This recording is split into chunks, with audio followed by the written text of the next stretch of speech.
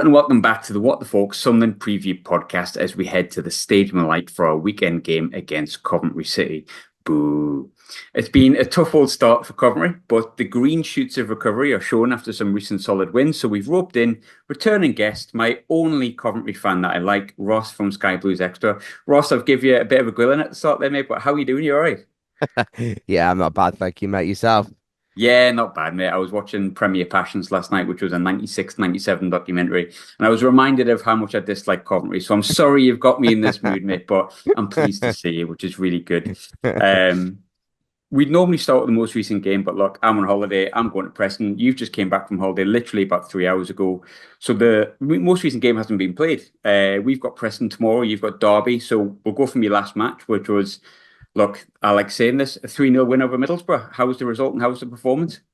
Yeah, good, mate. As obviously, I'm sure. I mean, everyone sort of follows football in the championship in general, really. Even though you follow your team, you kind of like to see what other people are doing. It's just one of those leagues, isn't it? It's a fascinating league to watch. So I think people are no stranger to the fact that we've not had a not had a great start, mate. To be totally honest with you, I think a lot of people. I mean, we were predicted all this nonsense. Oh, they'll be top two this year, stuff like that. I didn't go with that narrative. I thought, okay, well, we'll probably give playoffs a push. That would be sort of where we'd be at. And I think a lot of people were expecting that. But there was a lot of hype around us, really, sort of from the board, the manager, even like the pundits and stuff. So to start the way we did, I think has been a little bit of a shock. I mean, no one's no stranger really to how slow start as we normally are anyway. We normally are slow until the end of October, start of November, and then we'll just start to kick into gear. But this year was meant to be different. We were meant to be on it from the get-go, and we just haven't been that, mate, and we've just not been anyway. It's not even just about the not picking up the results, it's the performance levels that we've been watching for the players that we have and the level of players that we have to see some of the performances. As you just mentioned, I go to Dubai to see a couple of my friends play QPR on the Tuesday, didn't play really well, but got a point. And then lo and behold, we play Luton on the Saturday, go 2-0 down, and you're thinking, oh no, where's this going? Then we miraculously bring back a 3-2 win, and then that leads us on to Middlesbrough on this Saturday, mate, when I was away for that, and we won 3-0. So since I've been away, we've won two games and we've scored six goals. So it's going to be interesting to see what we do moving forwards now back home with Derby and obviously you guys when we play you. So Pleased to see you back, as is every Sunderland fan, if it's based around your results, mate. But um, look, it has been a tough start, but that's two wins from two. yeah, I think it's three in the last six, which is not bad. That's 50% yeah. of games, and maybe not where you want to be, but two good performances against two teams that you'd expect to be in and around. And haven't neither had a great start either. But Yeah. how confident are you that that's kind of the corner turned? And I know we're speaking before the Derby game, but how confident are you that going into the game against Derby and then obviously visiting us on Saturday that the corner's been turned and you've seen a bit more of what we've seen the past few years from Coventry? Yeah, at the moment it's still pretty early to tell. Obviously, it's only two games. We can't sit here and go, all right, we're going to end up in the playoffs. But the problem is, like someone said, we were right down in the bottom. Like we were 21st, but we've won two games and we're 13th and we're 5 points off the playoffs now. And it's like, how on earth have we gone from basically being in the relegation zone, having a stinker of a start, people saying, are they going to sack the manager, blah, blah, blah. You win two games, or you say draw one and win two in your last three, and all of a sudden you back up the table to 13th, and we're literally on the same points as Middlesbrough now, who have actually had a relatively decent start as well. Like they've not been amazing, but they've had a decent start. So it's just shows you how quick this league can change, mate. So it's an interesting one, but I think we'll see how we get on against Derby at home. I think that's a must-win game, especially going into you guys on Saturday. I think if we're going to come and get anything at Sunderland, we have to get a win against Derby. I think that win against Luton now, I was watching it in the pub because we just played Luton on the Wednesday and Yeah, I seen them go 2-0 up and I was like, I had to go pick up my brother, take him to the game. And by the time I got my brothers in full, well, it was like 2-2 and I looked and I was like, oh, all right. And then 3-2 and I felt, I'll be honest with you, my head went and the group chat went there. Oh, that's Coventry turning out on a few games before the playoffs standard. But I think, you won't be thinking that. You'll just want to get your season up and running. How much did the game change the mood within the fan base? Because I'm not going to lie, obviously I follow a few Coventry, I follow yourself, I follow a few Coventry fans on the podcast Twitter, and you can see gradually that confidence draining and questions starting to be asked. And then that win comes in and you suddenly go, all right, okay, that's a line in the sand. Does it feel like that?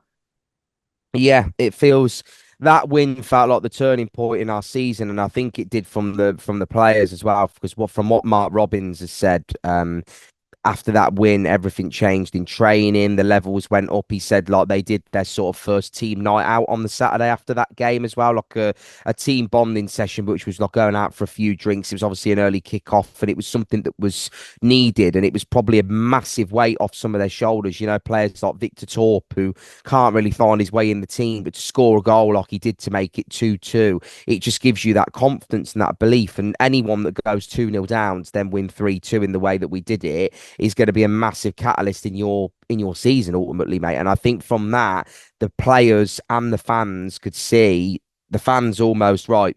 We get behind them. This is what they can deliver. Let's just try and get behind them more. And the players almost saying, right, we're going to deliver at some point, and it's all started to click, if that makes sense. Sometimes you can do a lot of things and it just doesn't happen. Then all of a sudden you just get one result or something happens in a game, and then all of a sudden it's the catalyst in your season where everything just changes. And it does feel like at the moment that Luton game could have been the massive turning point in our season, especially then going to Middlesbrough and winning 3-0, which, to be honest, none of us expected us that we were going to do. I know they say we're a bogey team and stuff, and the same obviously with you guys, but we did not expect to go there and win 3-0, because that's quite a tough place to go as well in this division. So to go there and keep a clean sheet and score three, and it could have been 5 or 6, from being honest as well. It could have been a lot. And people go, oh, they got a red card, but we were on top of them. We had 2 disallowed goals at 11 players each when it was 11 against 11 before Hackney got sent off. It was 2 disallowed goals, and it was majority of the ball was to us. So we'd started well and were playing well in the game anyway. So I think we would have probably won, if I'm being totally honest, even without the red card. So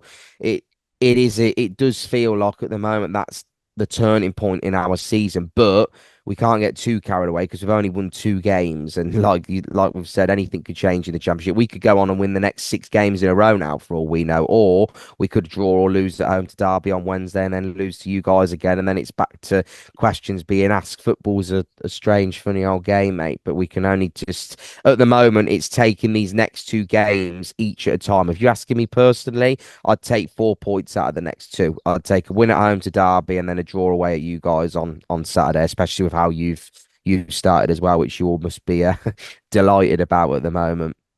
Yeah, speaking before Preston, I'm very happy, but I'll hold my excitement down just in case. I think if you look back at the campaign, look, I don't think Coventry are any strangers to being down there at the start. Like, it's quite a weird No, one. But yeah, what I found really different was, like, I'd spoke to you previously, I'd spoke to other fans previously on podcasts when you'd been playing poorly, and I went, yeah, but we can feel this is going to turn. This has happened before. But this time it didn't feel like that. And look, I'm only looking at forums and Twitter accounts, so I'm not like within like the midst of that Coventry fan base. But it felt like it was worse than it usually was. Why did the start of the season not go as well as it, not as well as it usually was? That's the wrong question. But why did it feel worse than it had done in the past? as I said at the start, mate, I the expectation. This was the first season. Like last year, obviously, we go back a couple of seasons ago. We had the stadium situation. Then obviously we were bottom. Then we had Gyökeres and Hamer, and that those individual players, along with a big team collective, we had a very strong team that had been together for a long time, and we got to where we were, within a kick away from the Premier League that season. Last season, we had a group of players that we could see were good and had potential, but it was their first season together, a lot of them, and a lot of them in English football. They haven't played in the Championship before. So we were looking at this season and going, right, well, we've got Hadji Wright, Ellis Sims, Milan Van Ivak. All of these players have now had a full season with us. Some of them played 50 games, etc., along with the FA Cup run. Plus, then we've now added Brandon Thomas Asante, who was West Brom's top scorer last year. Jack Radoni, yes, Huddersfield went down, but Jack Radoni was one of Huddersfield's best players last year. We were adding these players. We saw an Oliver Dovin, which is a young, good goalkeeper playing for Sweden under 21s captain. We were looking and going, well, hang on a second. We're adding these players and bringing them in. From Mason Clark had come in the January. Peterborough was one of the best players in League One last year. he was joining the team. We were looking at it and going, well, hang on a second, actually, we've got this same group of players, and now we're adding this extra quality in. Surely, if you add 2+2 together with the whole pre-season, we should be able to start really strongly. And the club were really backing it. There was promotional videos, there was loads of stuff going on, and it really gave the fans that no one. We didn't think we were going to win every game, but we thought we were going to be pretty much up around where you guys probably would be. Sort of around that third, fourth, second mark, having a good start to the season, and it was just the complete opposite. We obviously lost to Stoke on the first game, which can happen. It's the first game. We then played Oxford on the second game, and we actually won 3-2, and we actually looked good in that.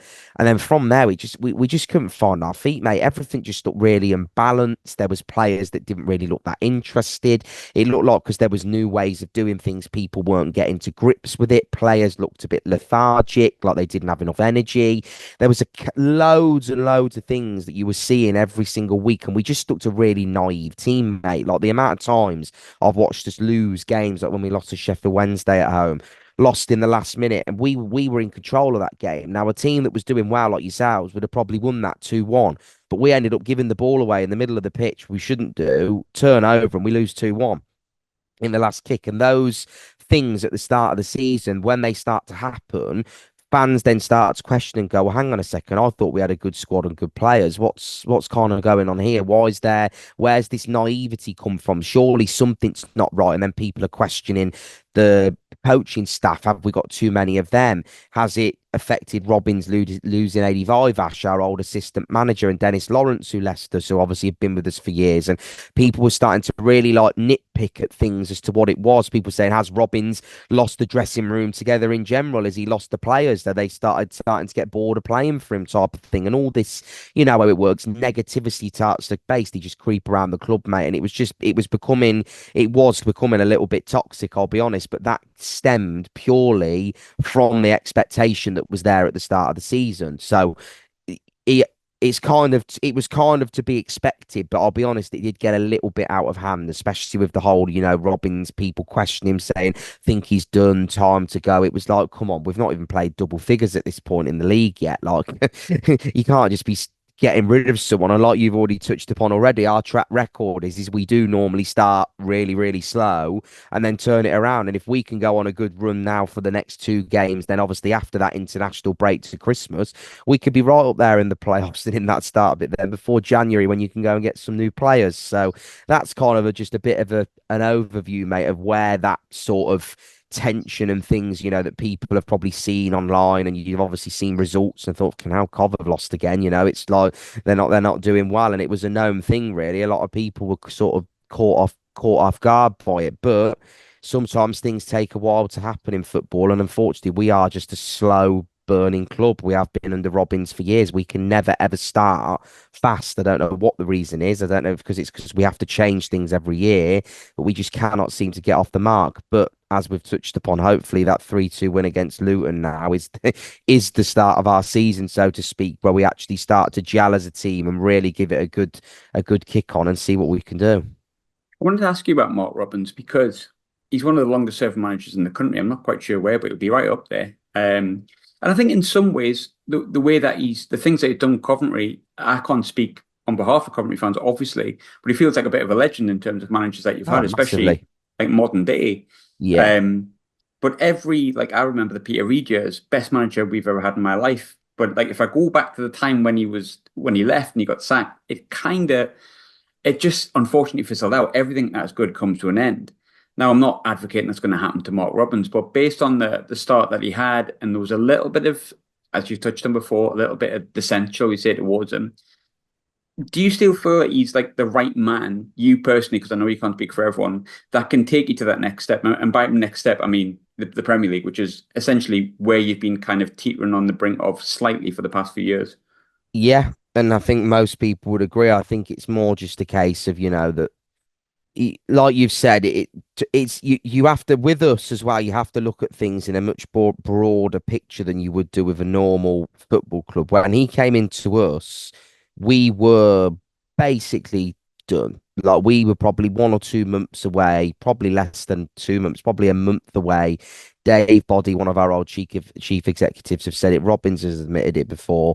We were probably a month or so away from going completely bust, not even being a football club anymore. Like we were in the trenches. So when you put that into perspective and you take in what he then did in his time frame and has done to take us from the first time he come into the job, won us the Johnson's Paint Trophy. We then went into League Two and got out the playoffs the first season, which was a hard ask anyway, because we had a complete turnover of players, got up in the playoffs. Then we went into League One. We just missed out in the playoffs in our first season. Second season, we won League One, as you'll rightly remember that season. Obviously, when we played you, I remember we won 1-0 when Matty Godden scored when we were playing at St Andrews at the time, just before COVID happened, etc. Then we went up to the Championship. Obviously, in the Championship, first year we survived during the COVID year. And then every season, we've gradually then got better and obviously produced players like Jokeres, Hamer, O'Hare, all of these good players that we've seen. Dom Hoyam, who's at Blackburn, captain there, like all these players that are with us and have been with us, even players like Ian Martson, for example. He was on loan at us for a season, then he went to Burnley, and obviously now Dortmund, Aston Villa played in the Champions League final. Like we've had all of these players under his tenure that we could have never have even dreamed of before. I remember when we were in League One, League Two, and we had Yakubu walking around the pitch for 10 minutes, because he didn't even want to play. Like, you have to put things into a much broader perspective with him. And I know people look at the here and now, but as most people would agree, it's not for us as Cov fans. If he goes, we would want it to be his choice, not our choice, if that makes sense. So we'd want it to be he turns around and goes, look, love the club, love everything we've done. The journey's been special, but it's time for me to move on and let someone else do it. If he does that, fair enough, legend, get him a statue, blah, blah, blah, for what he's done for us. But for us to actually go, right, we're pulling the plug on you, I could promise you a good 90 to 95% of Cov fans would disagree with that decision if that was to ever happen, because he's been such an instrumental figure in everything and where we are today, and the players that we've got and even the position to be in and the money we've spent is all down to what he's done and the infrastructure he's built at our football club that was never ever there before for me as a kid growing up and things like that. So for me, it was never within question for him to go. And as you've said before, he is a legend, and I think he will go down as a legend. And I think all of us do want him to be that one person that gets us over and finishes sort of the fairy tale, really, which should be obviously, as we all know, the promised land of the Premier League, and get us back up there to return. But yeah, we all know how difficult that can be to do, as we see every season. From one legend to another, Simon Moore. He's kept two Legend. clean sheets. Love him. He came in as a backup. He will be the backup, I think, for most of the season. But he's came in, time of speaking, because as I say again, we're speaking before Preston. He's kept two clean sheets. He's looked really sturdy. It looks like he's fantastic around the dressing room. I know he wasn't a Coventry regular for seasons upon seasons, and I know he came to us on a free transfer. But I think he was relatively regular for you in the playoff season a few years ago. How do Coventry fans remember Simon Moore? Because he's had a really good, despite only playing 2 games, a really good. We like him basically. He's looked decent. Yeah, it was a weird one with Simon Moore. So the first season when we stayed up in the Championship, it was the first season that we were allowed fans back after COVID. He was our number one goalkeeper that whole season. So the first season when we had players like Martson, it was when Jokeres and Hamer, etc., were coming onto the scene, Callum O'Hare, and he was the number one goalie.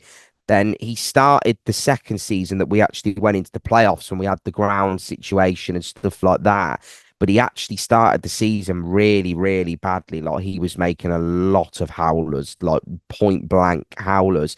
And then he just got dropped. And then Ben Wilson has then kind of took his place, which I didn't really agree with at the time, because I'm not a massive Ben Wilson fan. I don't think he's an amazing goalie, but it was something obviously that he made a decision. And then obviously the rest is history with that. He had a record-breaking clean sheet season. Ben Wilson with a good defence in front of him, got in team of the season, I think, etc.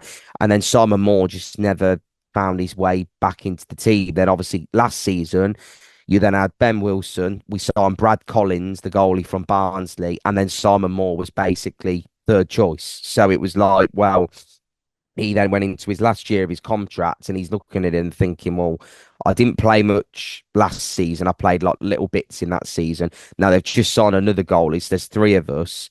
Why am I going to then extend my contract at the end of the season when the likelihood is they're probably going to try and move me on and bring in another goalkeeper anyway, which he'd have been aware of. So it was just one of those things. But at the start, he was actually a very good goalkeeper. But from what I've heard, he was a very, very influential head around the changing room. He's quite an experienced guy, proper nice guy like Aaron Ramsdale. If you were to ask Ramsdale who he'd want as his number two goalkeeper to push him, he would say Simon Moore. I remember there was a rumour at one point when he was at us that he was going to go to Arsenal or something and be like the fourth choice goalkeeper because Ramsdale, when he was playing there, had said to Arsenal, get Simon Moore in on cheap and get him in. He's a brilliant person to have around the change room. And as you've said, you've started to take a sort of liking to him already, and he's kept two clean sheets for you. And it doesn't surprise me because he's a seasoned professional. He's a really professional guy. Isn't one of those players that you'd look at. He'll always try his best. He does have the mistake in him, and as you said, he's probably not going to be your regular goalkeeper, so to speak. But if he's called upon, he will do a job, as you'll have seen. So we all loved him at Cov. He was a legend for us. So we have nothing bad to say about him. It's just one of them things where it just basically fizzled out for him, unfortunately. And it's one of those things in football, isn't it, where you can be at a club and then suddenly everything changes and you just can't get back into the team. But yeah, it'll be nice to see him again on Saturday. But hopefully we can, hopefully if he's in the net, we'll put a few past him. Was he with Ramsdale at Sheffield United? Yeah, that was where Yeah. they built there because he was a proper chef because his best mate's Billy Sharp. Him and Billy Sharp are really good mates.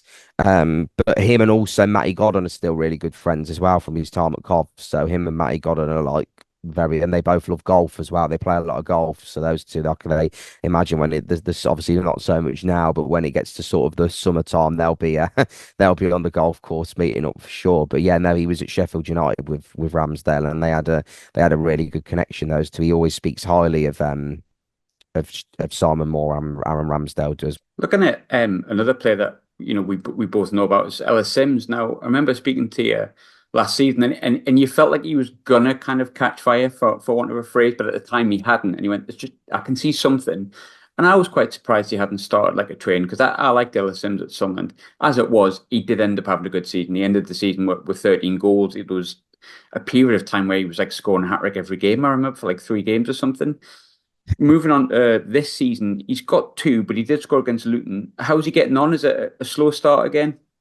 Yeah, it's really weird with him. So obviously, as you know, last year it really took him till probably about January, February to get into gear. And then those last few months, mate, he was on fire. Like you probably saw him in the semi-final against Man United. He was unbelievable. I remember we played Huddersfield away and he scored two absolutely brilliant goals against them. And we thought, God, this is the player that we thought we were going to get, full of confidence. And then we thought this season we'll get that Sims back and starting, and he just couldn't seem to find it. He got one goal away at Watford, which was a nice header, but even then he didn't look right. But the Luton game that he played, that was the first game I've seen him play where he actually looked a real handful in the game. Like him and Haji Wright as a pair up front looked a massive handful for the Luton centre backs. And as you know, Luton are quite a physical team, and they looked like they were struggling with those two. So if Luton can struggle against them, that's kind of an indication of what those two could probably do to other teams. So I think that's something that we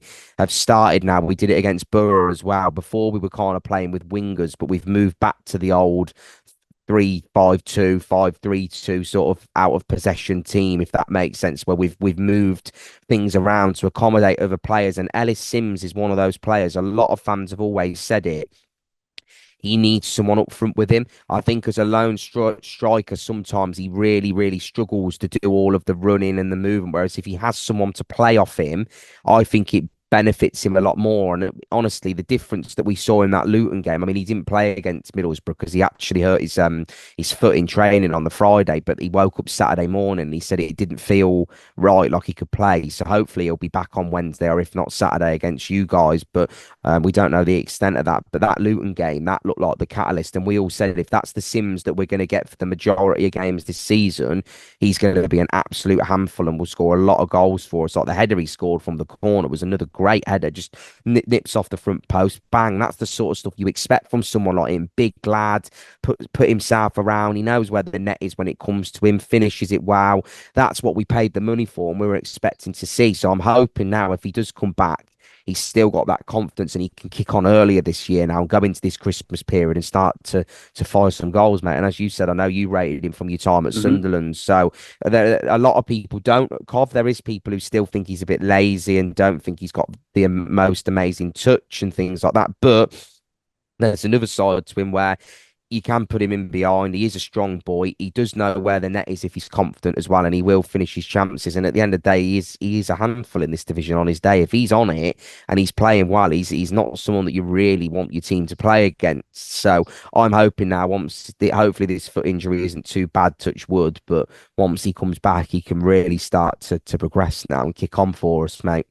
I find Sims funny because like everything you've explained there, it feels like how he was viewed at Sunderland. Some Yeah, fans felt he was lazy. Some fans didn't think much about him. I think the big thing with Ellis Sims is because he's like 6 foot summit. He's a big, he's big unit of a 6'3" boy, or 4. It's one of the two, 3 or 4.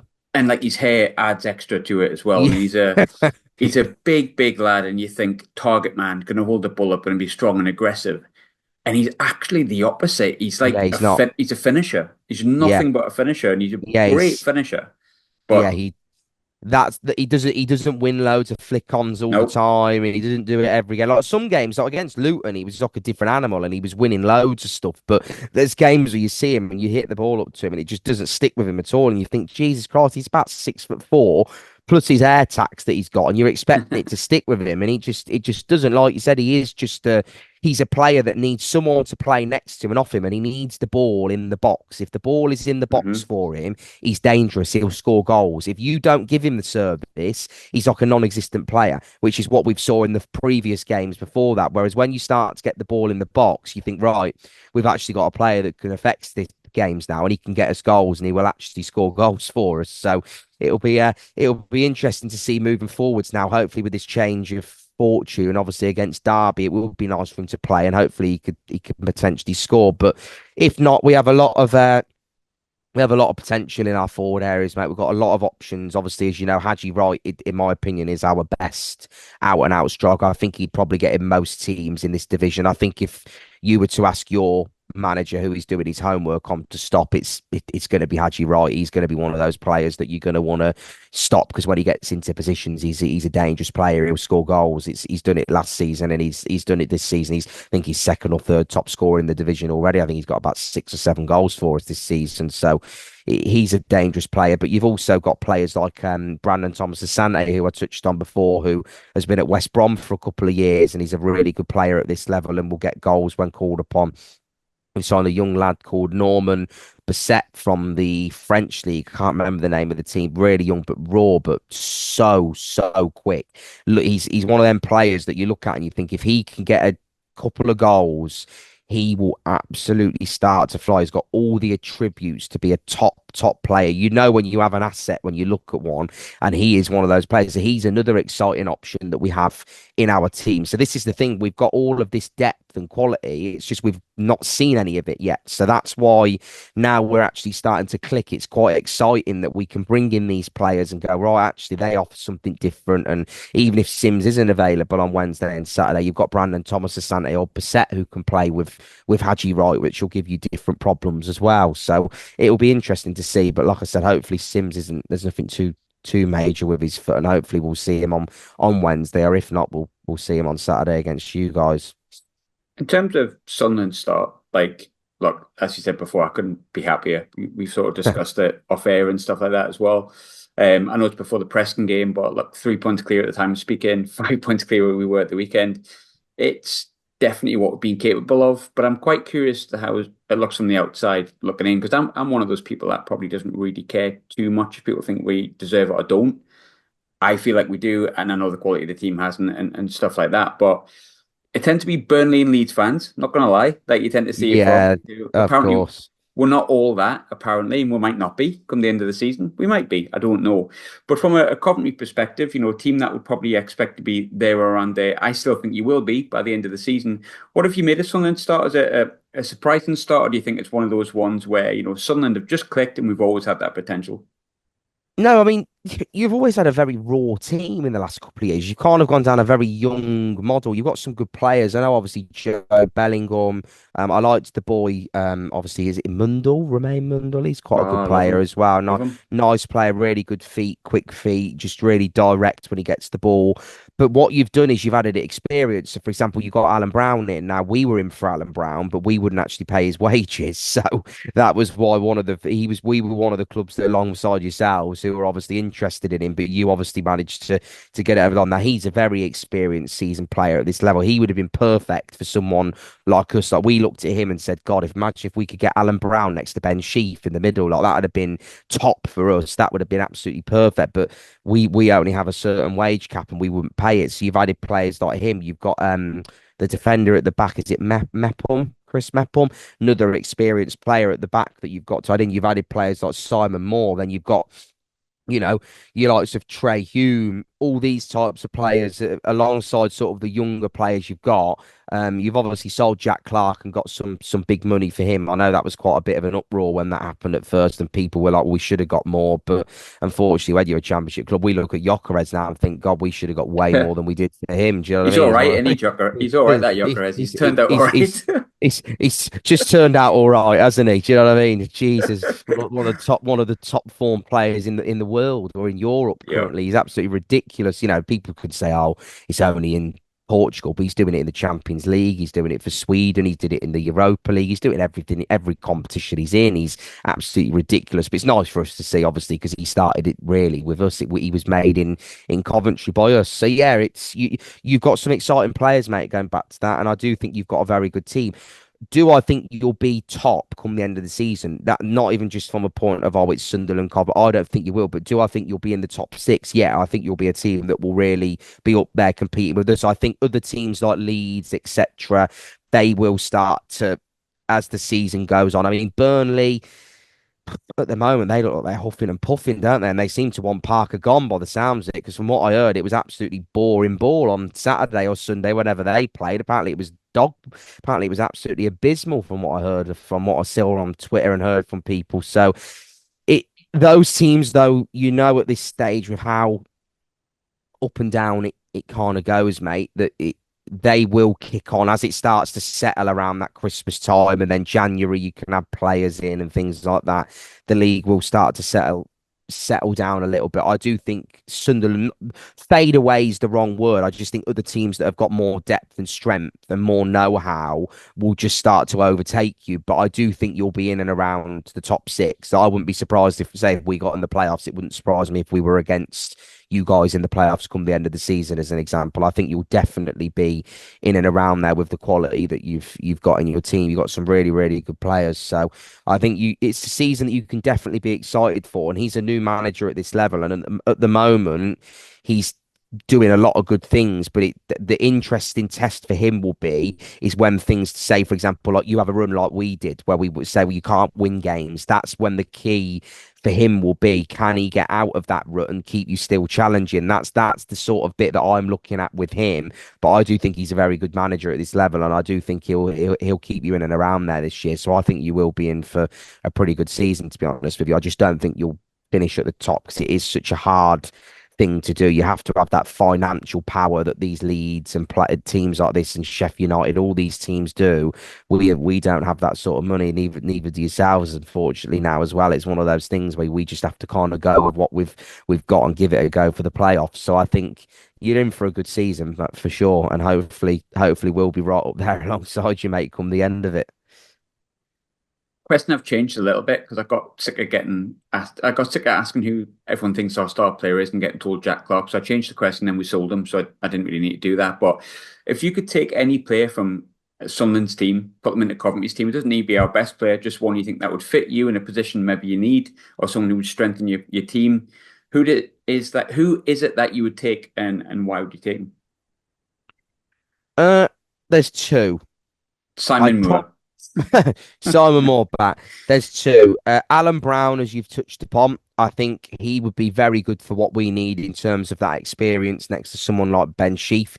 he was someone that when we were linked with him in the summer. I was really, really like thinking, oh my God, please can we get him in? He'd be brilliant for us. Alan Brown, definitely one of them.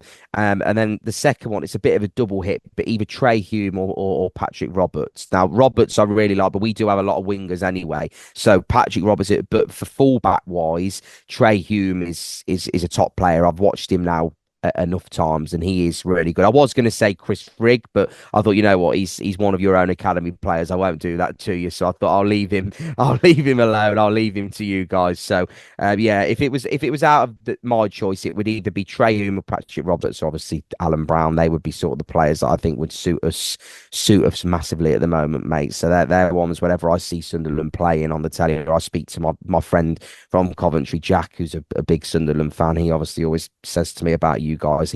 They're players that he mentions quite a bit and that are in his mouth. And obviously I've seen it visually as well. Whenever I watch them, I think, yeah, they're good players at this level. So they're players that I wouldn't mind having on our ranks.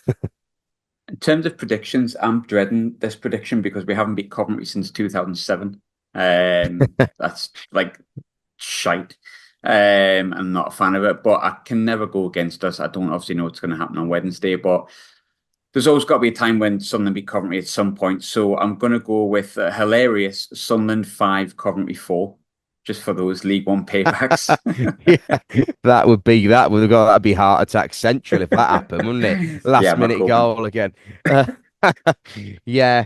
I mean, if it was that game, I mean, that would be some games to go and watch, wouldn't it? Jesus, that would be an absolute spectacle for the eye. I'm going to go for a 2-2 draw. I think there'll be a couple of goals in it for both teams. Like I said to you, if all I'm focused on at the minute is beating Derby, if we beat Derby at home on Wednesday and we go up to your place before that break and we get a point and we've then won 3 and drew 2 out of our last 5, all Coventry fans will be so happy heading into that international break then. And then we can hopefully then kick on them for the rest of November before we head into the December Christmas period then to kick on. So yeah, I'm going to go for a 2-2 draw, mate, for it on the Saturday. I think that would be I'd happily take that as well. Obviously, we want to win, but 100% I'd take a point at your place, especially with how things have been recently, and obviously how well you guys have started as well.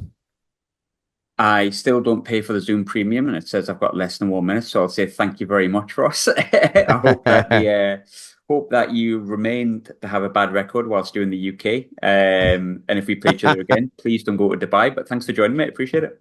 Yeah, no, appreciate that, mate. Nice one, and I'll catch you again soon.